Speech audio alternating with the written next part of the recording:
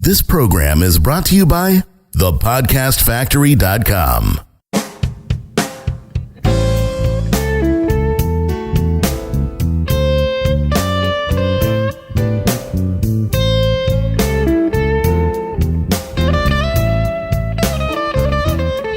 Welcome back to another edition of Copy Chief Radio. With me is my mentor, my buddy, the Copy Chief himself, Mr. Kevin Rogers. What's up, brother? Hey, Jonathan. I'm here for you to suck out more free advice from me. So I'm glad. I know I took over the last episode, dude, but the reason we're working together is exactly that. I think when we first talked, I told you, look, I don't do business. I don't have people that I don't know, and I don't get down like that. I got to know you. You got to help me out. I got to know you're the real deal. I'm pro. You're the real deal. Thanks. That's right. I remember that. You're a pretty strict vetter yourself of people.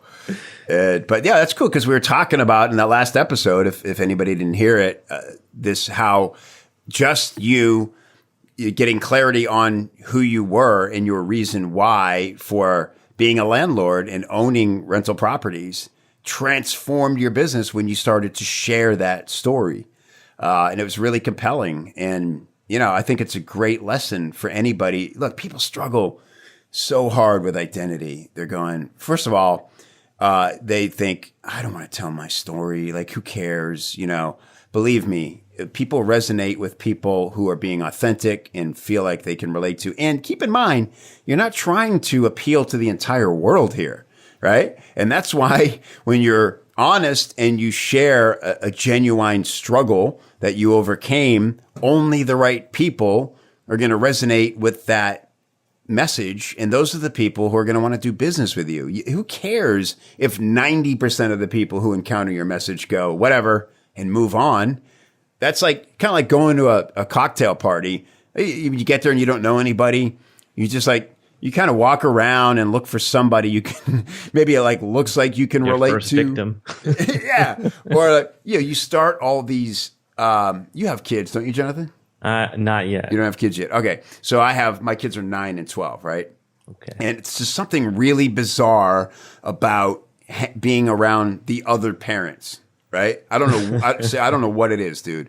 But I think it's because, they'll have these little social gatherings, so all the parents of second graders can get to know each other, and it's just the stiffest, most unfun night of your life.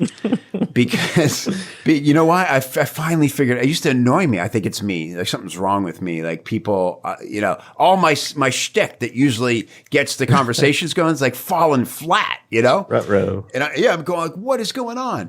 And I figured out. Of course, it's not me. You know what it is everyone's being guarded because what's the premise of us all being together is that our kids go to the same school. And so, we don't want people gossiping about us or looking too deeply into our lives or trying to figure out how much money we make or what kind of business we're in or, God forbid, wanting to get to be friends. That would just be creepy, right? The F word. Too old for that, Kevin.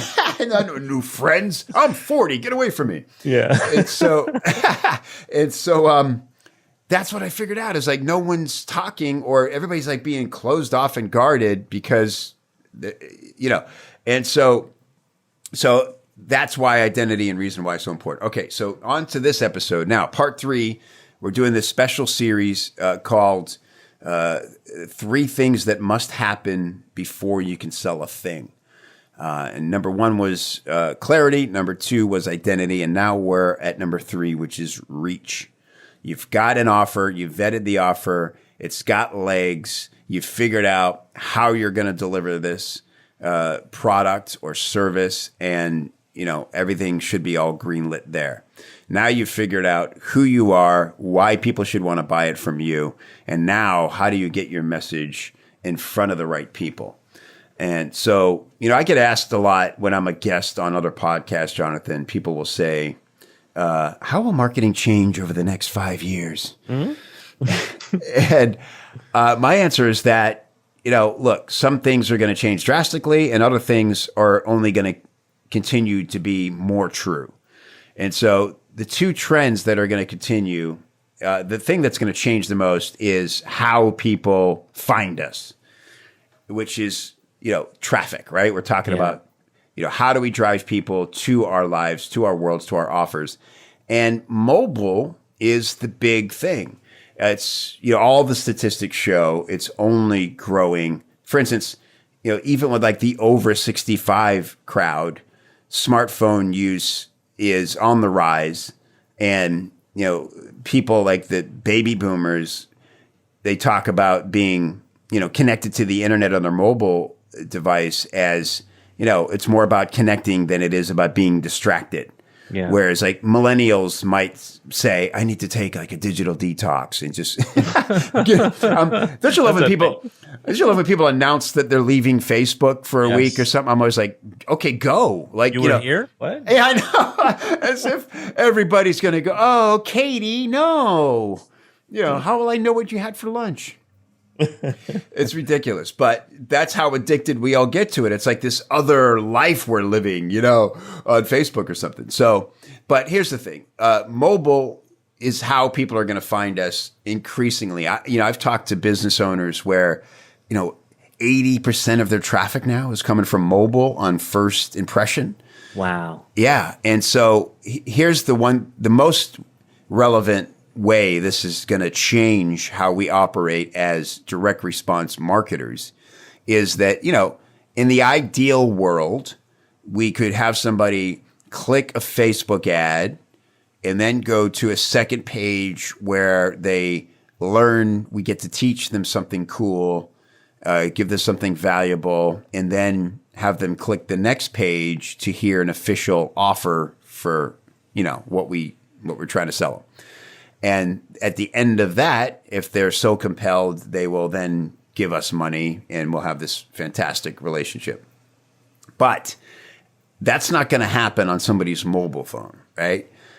Because it's exactly what it says. We're mobile. We're on the go. Yeah. We're busy. We're doing stuff. They might be, at best, you could get a short video in front of them and have them opt in.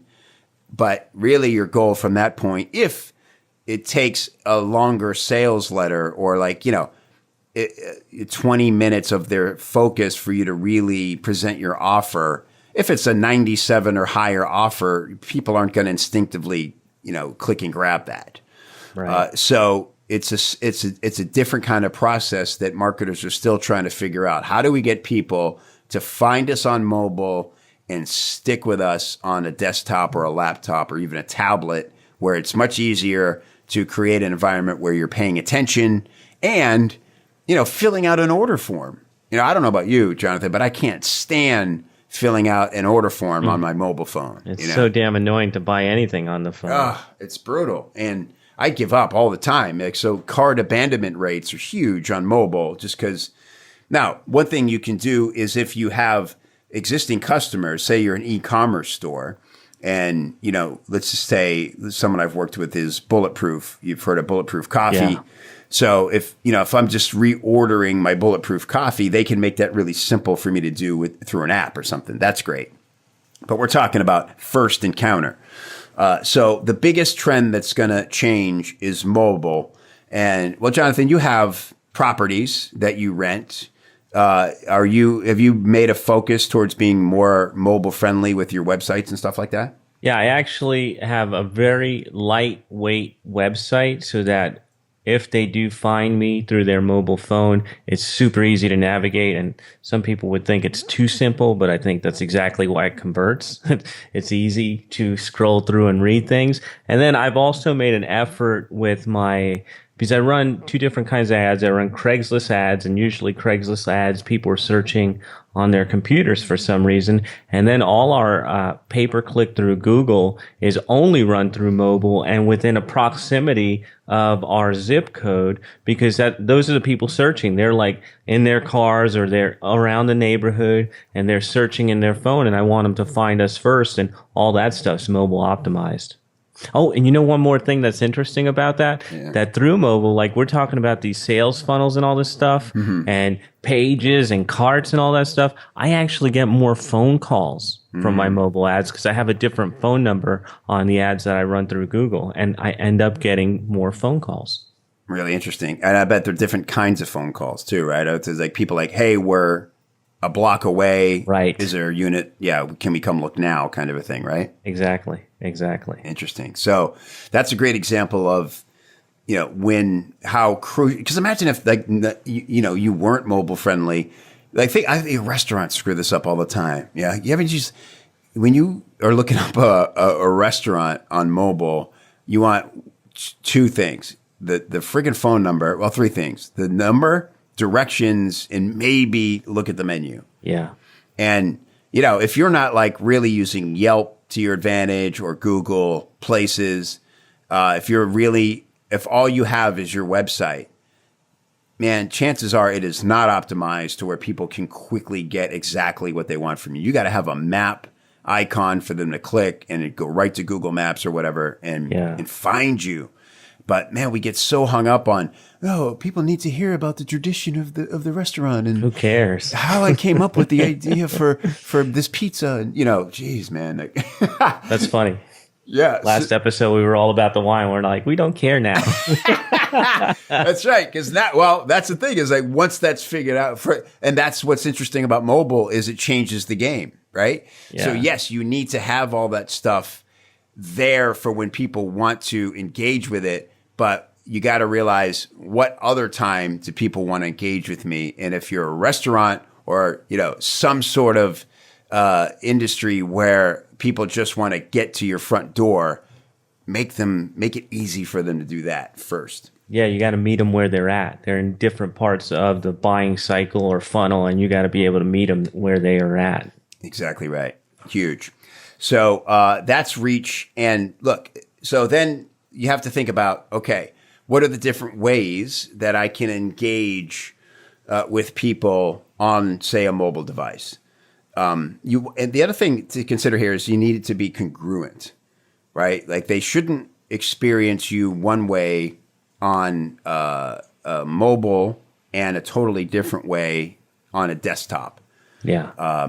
So, for instance, and this is true, let's say, with like Facebook ads. Most people who have invested anything into Facebook ads, I'm sure, have learned that you need to be congruent in your message. That means, look and feel, colors, even the same headline should appear. If I click on your Facebook ad that says, 7 things any renter should know before committing to a lease, when I get to the next page, it shouldn't say experience, Bay Isle Key and all this. What happened to the 7 things? Yeah. Like be consistent with what you promised. And so that's part of reach is just being consistent all across the board. And then you have to think about, all right, how am I going to present what I have? Video, audio, just text, like what's the, what's my superpower here? If you may be better on video than you think you are, but some people just go, I'm not putting my face on video. I just can't. It's too much stress. I'm not doing it. Jonathan, your famous little video, well, your famous video that we talked about, what transformed your marketing is just you talking over slides, right? It's our ancient, what do they call those? Ugly video sales letter. Yeah. Yeah, that's right. Just me talking. I don't like to put my face on there. I used to though. And people would be like, you look so different. Oh, you're a handsome son of a bitch. But you don't look like, you don't look like what you sound like. You are one of those cats. Huh. I don't think it's a bad thing. Good or bad? I don't think it's bad. No, I think when I used to just hear your voice, I thought you would be a kind of skinny, lanky guy with a big nose. Oh, okay. That's not a bad thing. It's just what I pictured. But you're actually, you're of normal size. Oh, good. You have a nice, healthy beard, And you know who you remind me of is someone very dear to me, a guy named Roland, who was partners with my dad in an auto garage when I was a kid growing up.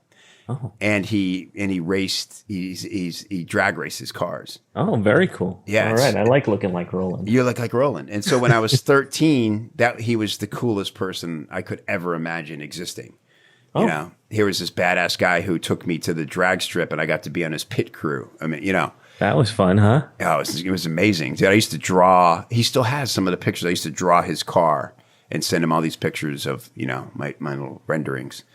Very, very interesting. Yeah. How about that? And so so isn't that funny but you know what, that's a good thing is I think you should probably consider going on video more, because I would have never known. I have such a positive association with, since we met in person, of you reminding me of Roland, that I would have never imagined you were like Roland. Aha. Now the secret is out. That's how I got you on the podcast. One little meeting. The power of Roland Lambert from Kenwood Auto. But yeah, but I think the message there is that, you know, if you're apprehensive about appearing on video, you don't have to, don't freak out. But I would challenge you to overcome that and say, all right, let's give it a go, because it's such a deeper bonding tool than just hearing somebody, to actually see, you know, how they are, what they look like. Is that why you use video so much? Because I notice you're heavy on the video. Oh man, I don't know why. I just enjoy it. I started making these videos from my car. Yeah. And I post them up on Facebook, and people love them. You know what's bizarre about it is the type of people who comment on them. They would never comment on Facebook, but they've seen like almost every one of them. So, you know, back in December, I was at a friend's 50th wedding anniversary, and their sons put it on. Their sons are my age. And two of the sons, who are not in marketing at all, both were like, dude, I love those car videos you put on Facebook. Yeah, he's like, they're hilarious, or they're really interesting. Because sometimes I'm just singing really off key to Three Dog Night, and other times I'm giving helpful comment or copywriting tip, right? Yeah. But there's always, you know, I don't know, people, we're a voyeuristic nation, you know? And so I would really compel anyone, if you've been on the fence about whether you should actually appear on video, you could literally hold out your phone and do a selfie video. We'll probably do a whole episode on this, like how to do a really good selfie video and not look bad or sound stupid doing it. That's important. It takes a little practice, but I would really compel people to not get hung up on having all the perfect equipment and stuff and get their face out there. That's encouraging. Yeah, and so that's the thing about video. And my other sort of big tip about video is keep them short, because, again, I assume that people are going to see this on their mobile phone. That's how I think of people experiencing these videos. And don't you do this, like the minute you click on a video, you look to see how long it is, right? Oh, my God. That's the first. I don't even want to hear it or anything. I need to see what I'm getting into. What am I getting into? That's the big question. And for me, it's like 4 minutes. It's like if I see anything over 4, I'm like, I don't know. This better be damn good. But you see under 2 minutes, even like a minute 59, and you're like, all right, I'll give you 2 minutes. What do you got? And then, but you have to earn every like next 8 seconds as you go, right? So it can't be like all the interesting stuff comes at the end. You got to come out of the gate with something, a big promise, and keep earning that attention as you go. So, all right, we've teased now. Let me get to the second trend that's going to continue. And the second thing is that people are going to continue to be distracted, right? And because people are so distracted, they're going to be much more selective about who they get their information from. You know, we've all heard about information overload. We all know that we suffer from information overload. And what studies prove is that the response people are having to that is to be more sort of like, you know, specific about where they get certain information from. So they'll, you know, join a certain email list, and everybody's got filters now, like a Gmail, right? It's like, on this topic, these are the things I want to read. These are the people I want to hear from. And so that's another takeaway from this episode is be really pointed in the kind of information you give. Kind of goes back to the first episode of the offer. Like, make it specific. Make sure it's like people understand exactly what you're talking about and why. So this is a perfect culmination, really, of all 3 episodes. Clarity and then identity. What are we talking about? Why should I listen to you on this topic? And then get to it quickly.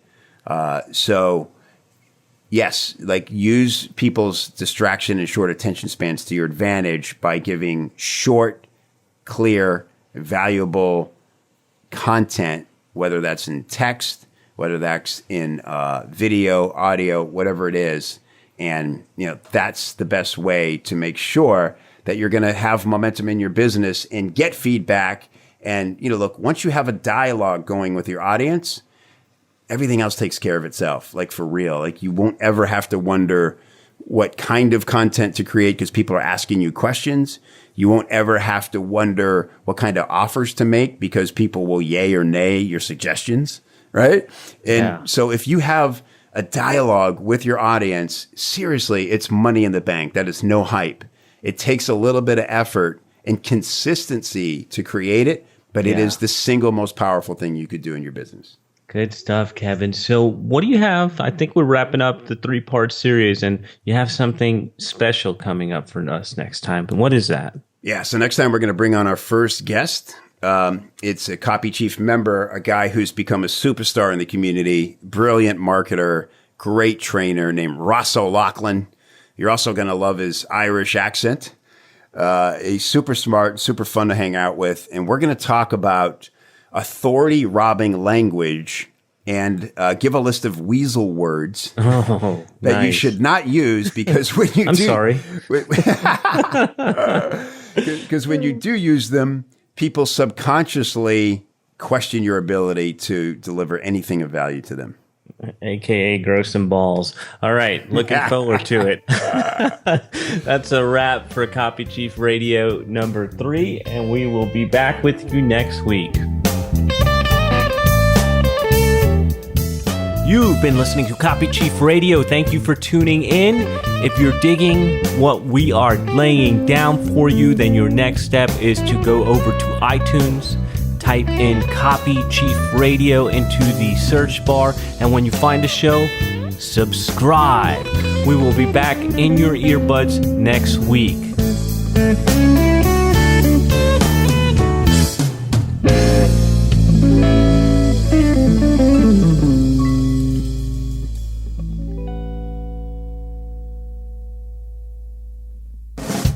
This is the podcastfactory.com.